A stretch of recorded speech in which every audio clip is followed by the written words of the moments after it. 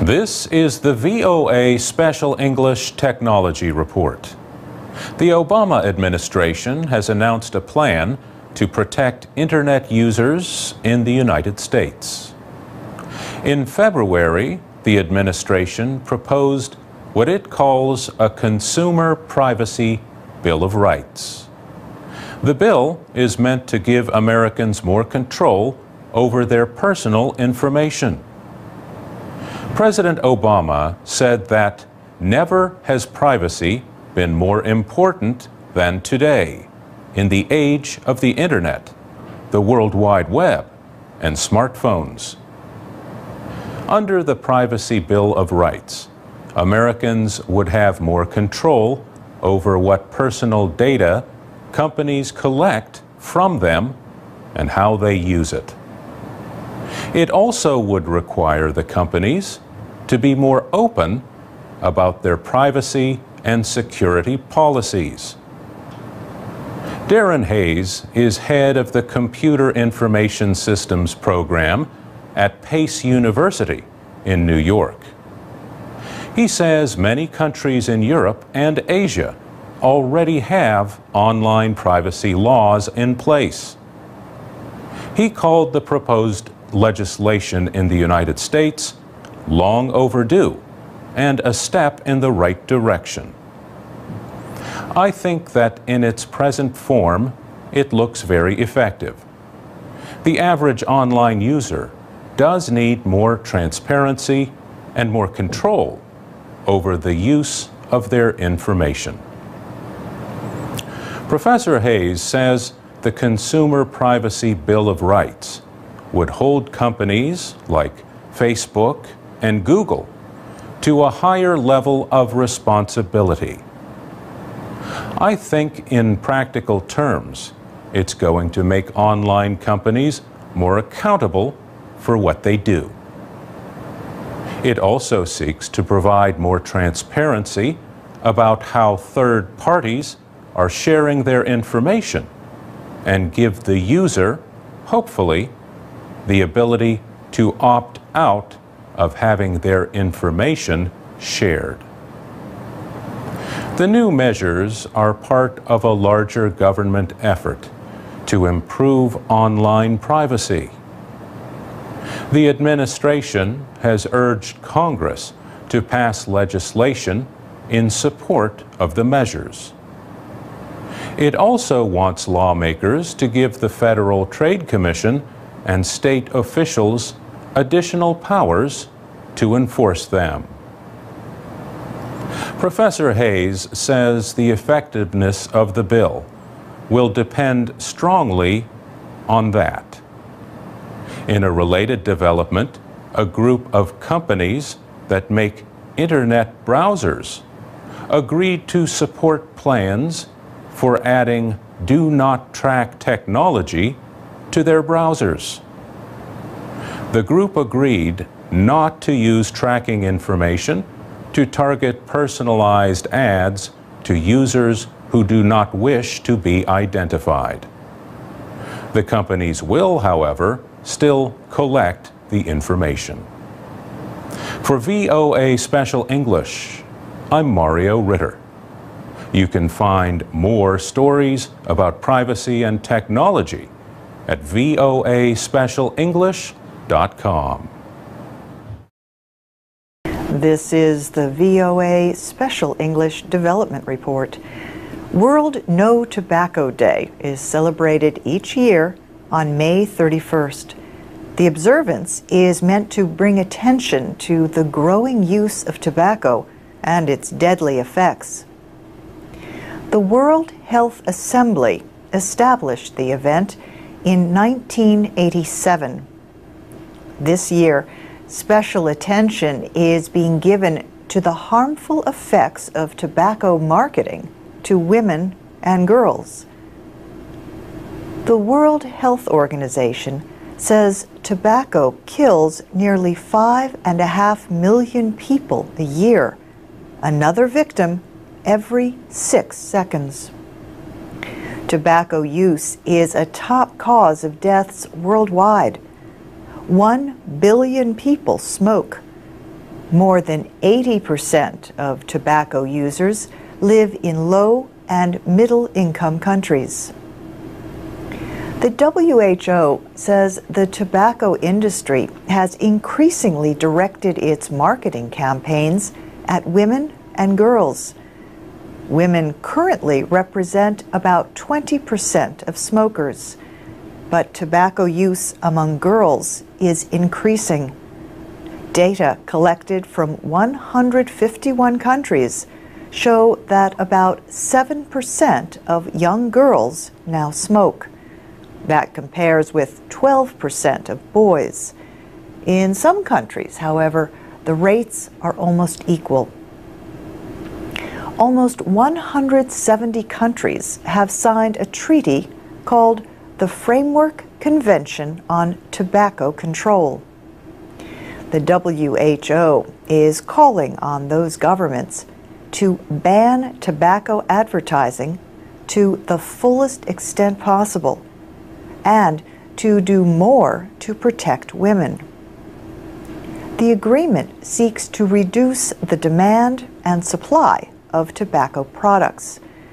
This year marks the 5th anniversary since the treaty went into effect.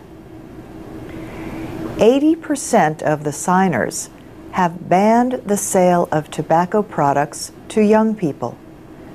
70% have required health warnings on tobacco products.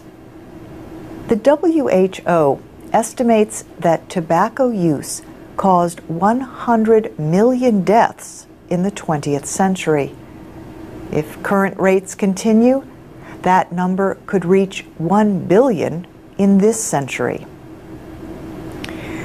Events were held in a number of countries to mark World No Tobacco Day. Many of the events were aimed at persuading people, especially the young, not to start smoking. Others aimed to educate people about the many health benefits of quitting. And that's the VOA Special English Development Report. We have a link to a list of activities for World No Tobacco Day on our website, voaspecialenglish.com. And while you're there, tell us if you have been able to quit smoking and what advice you might have for others. You can also post comments on Facebook at VOA Learning English. This is the VOA Special English Development Report. On March 27th at 8:30 at night, all the lights were shut off at the Tokyo Tower in Japan. The Brandenburg Gate in Berlin, Germany went dark. So did the Eiffel Tower in Paris, France. The Empire State Building in New York City shut off all its lights. So did buildings in other cities around the world. The lights stayed off for 1 hour for an event called Earth Hour. The observance was organized by a conservation group, the Worldwide Fund for Nature, also known as the World Wildlife Fund. For the 4th year, people were urged to turn off their lights for 1 hour to call attention to the issue of climate change. The group says climate change is one of the greatest threats facing wildlife and nature. The first Earth Hour was held in 2007 in Sydney, Australia. Organizers said more than 2,000 businesses and 2 million people took part. Since then, Earth Hour has grown into an international event. People in more than 4,000 cities in 88 countries took part last year. Organizers said more than 100 countries and territories promised their official support this year. This was the first Earth Hour for countries including Kuwait, Qatar, Kosovo, Madagascar, Nepal, Cambodia, and Panama.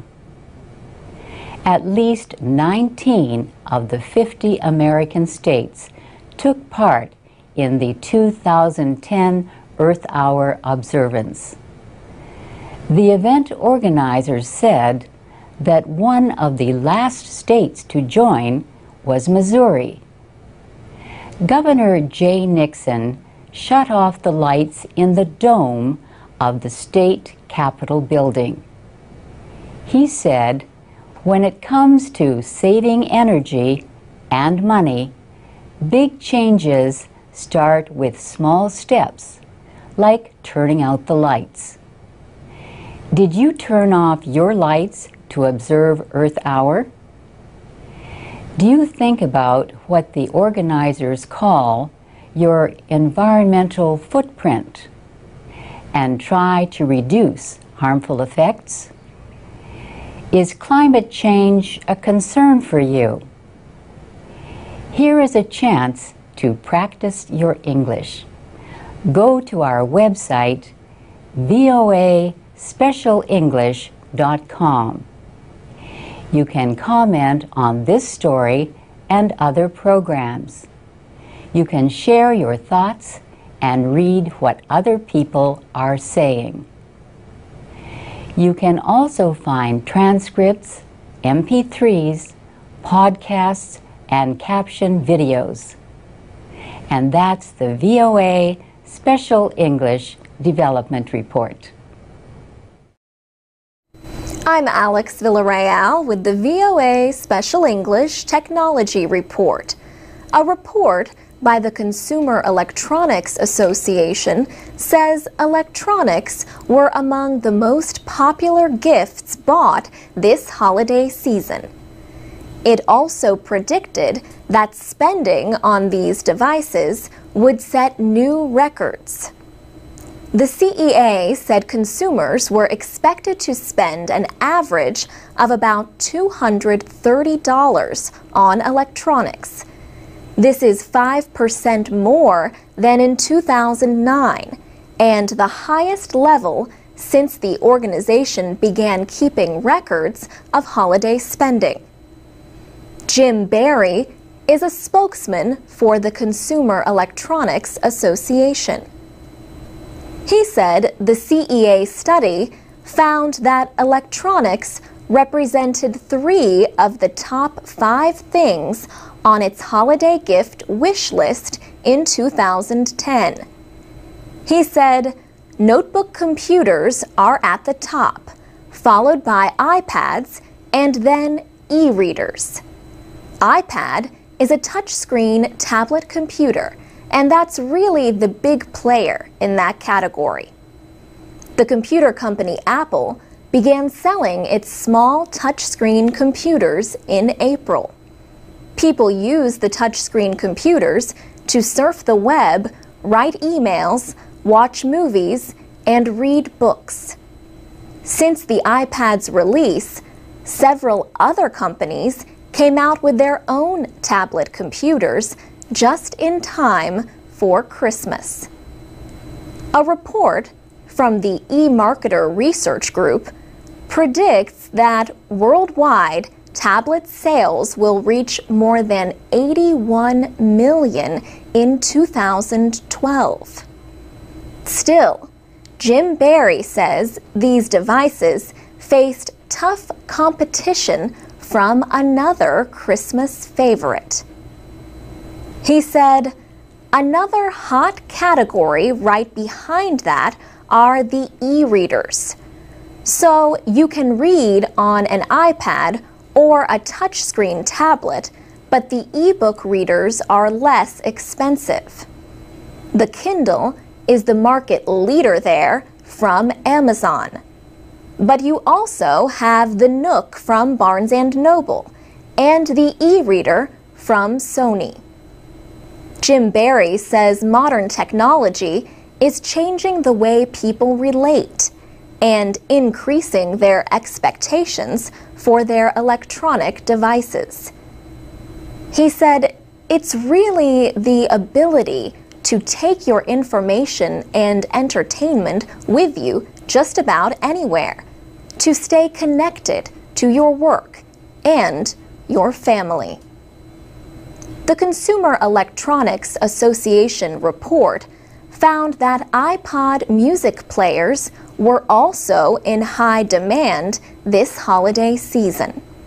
So were video game systems and digital cameras. But not all of the things on the holiday gift wish list involved electronics. The one thing that people wanted most, Jim Barry said, at the top of the list was peace and happiness. For VOA Special English, I'm Alex Villarreal.